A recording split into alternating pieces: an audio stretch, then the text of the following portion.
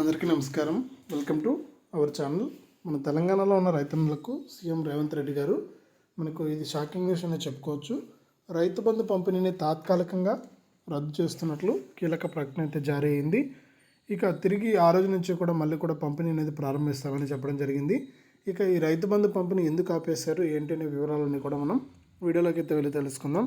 ముందుగా వీడియో చూస్తున్న ప్రతి ఒక్కరు కూడా లైక్ చేసేయండి, తెలిసిన వాళ్ళకు వీడియోను షేర్ చేయండి. ఇలాంటి మరెన్నో వీడియోలను మిస్ అవ్వకుండా మన ఛానల్ ద్వారా మీరు తెలుసుకోవాలనుకుంటే ఇప్పుడే వీడియో కింద సబ్స్క్రైబ్ అనే బటన్ ఉంది, సబ్స్క్రైబ్ చేసుకోండి. సబ్స్క్రైబ్ అయిన వెంటనే గంట వస్తుంది, గంట పైన నొక్కితేనే ప్రతి వీడియోను కూడా మీరు మిస్ అవ్వకుండా తెలుసుకుంటారు. ఇక వివరాల్లోకి వెళ్తే మన తెలంగాణ రాష్ట్ర వ్యాప్తంగా ఎవరైతే అర్హత కలిగిన రైతులు ఉన్నారో వారందరికీ కూడా మన సీఎం రేవంత్ రెడ్డి గారు రైతు బంధు అనే పథకం ద్వారా యాసంగికి సంబంధించిన డబ్బులను అయితే విడుదల చేశారనమాట. ఇక ఈ యాసంగి రైతు బంధు కింద రైతుల ఖాతాల్లోకి డబ్బులు అయితే పడుతూ ఉన్నాయి. ఇక మనకు తాత్కాలికంగా పంపిణీని అయితే నిలిపివేశారు. ఎందుకు పంపిణీ రద్దు చేశారని చూస్తే మనకు వరుసగా లీవ్లు అయితే వచ్చాయన్నమాట. ఇక ఈరోజు రేపు ఎల్లుండి 3 రోజుల పాటు కూడా మనకు సెలవులు అయితే ఉండనున్నాయి. ఈ నేపథ్యంలో మనకు బ్యాంకులకు సెలవు ఉంటుంది కాబట్టి మనకు తాత్కాలికంగా ఈ రైతు బంధు పంపిణీ ఆగింది. ఇక రోజుకు 10,000 మందికి మాత్రమే డబ్బులు అయితే పడుతూ ఉన్నాయి.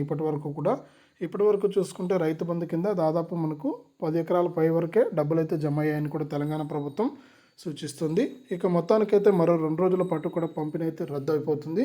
తిరిగి మనకు మళ్ళీ కూడా ప్రారంభమవుతుందని కూడా తెలంగాణ ప్రభుత్వ వర్గాలు అయితే తెలియజేశాయి.